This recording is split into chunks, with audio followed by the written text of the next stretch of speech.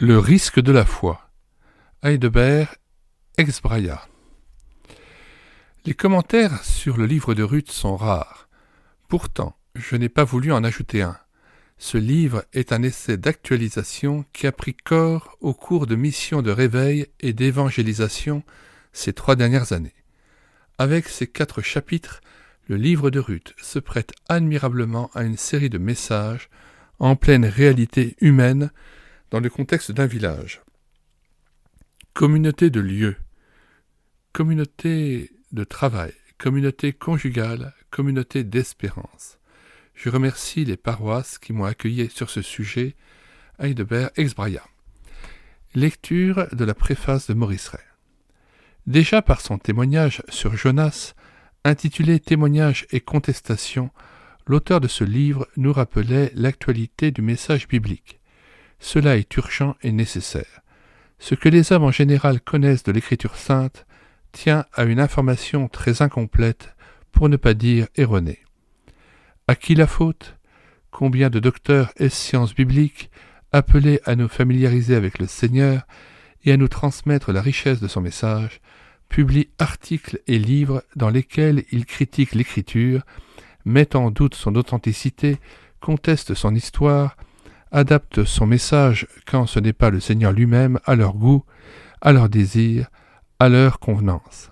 En bref, ils ne communiquent pas le glorieux évangile de Jésus-Christ, ils lui préfèrent leurs idées à son sujet. Il n'y a donc pas lieu de s'étonner si la Bible aujourd'hui, le livre le plus répandu, est en même temps le plus méconnu. Aussi, est-ce un véritable rafraîchissement que de lire l'Écriture en l'aimable compagnie du pasteur évangéliste Heidebert, Ex Braia. Il est un pédagogue à la main ferme. Dans l'obéissance à la parole, il a appris la liberté et il excelle à nous l'enseigner.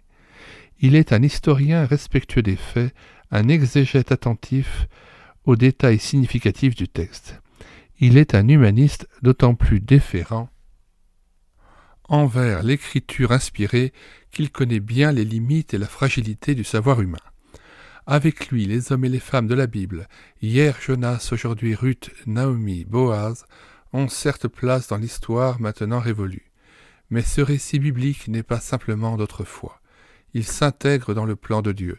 Il fait partie d'une histoire unique, prophétique, actuelle, à tel point qu'à la découvrir, nous constatons qu'il ne s'agit plus de Ruth, de Naomi et de Boaz seulement, mais de nous tout autant.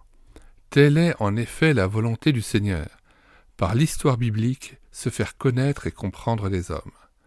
Proche de l'auteur par la vocation et le ministère, paraîtrais-je trop louangeux envers ce compagnon de misère et de royauté en Jésus ?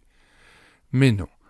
Si me plaît son style coloré, le réalisme de certains de ses propos, les ricochets inattendus que fait parfois la parole quand il la transpose dans le contexte d'aujourd'hui, son livre me réjouit pour une autre raison. Avec le secours de l'esprit certes, mais aussi avec humour, avec bon sens et avec cœur, il fait comprendre à tous que ce message biblique est bien celui de Dieu, qu'il est bien celui du salut, de la libération, du bonheur de tout homme. Bien plus, alors que tant de gens doutent de tout, sont fatigués d'avoir à mener une existence sans but ni raison, il sait convaincre, il sait se faire écouter, il sait dire avec évidence que la vie même la plus banale devient une aventure passionnante pour qui prend le risque de la foi au Dieu de Jésus-Christ. Même les péripéties douloureuses de cette vie-là comportent des bénédictions. Il faut précisément ce risque et parfois l'épreuve pour nous les découvrir. Ce qu'enseigne le livre de Ruth, ce que souligne si heureusement son commentateur, Maurice Ray. Heidebert, Ex Braia, 1913-2002, fut pasteur pendant 43 ans de l'Église réformée de France. Il est très connu comme auteur d'une quinzaine d'ouvrages, animateur de missions d'évangélisation et d'émissions sur les ondes de Radio Évangile et Radio Réveil. Il vivait à Rodez, dans l'Aveyron, avec son épouse Yvonne. Il s'occupa de juifs traqués par les nazis pendant la Deuxième Guerre mondiale. Il fut désigné comme juste parmi les nations en 1979. Nous mettons dans les commentaires de cette vidéo le lien de téléchargement gratuit de cet ouvrage sur le site internet médiathèquechrétienne.fr, site consacré à la réédition numérique des ouvrages chrétiens épuisés et non réédités.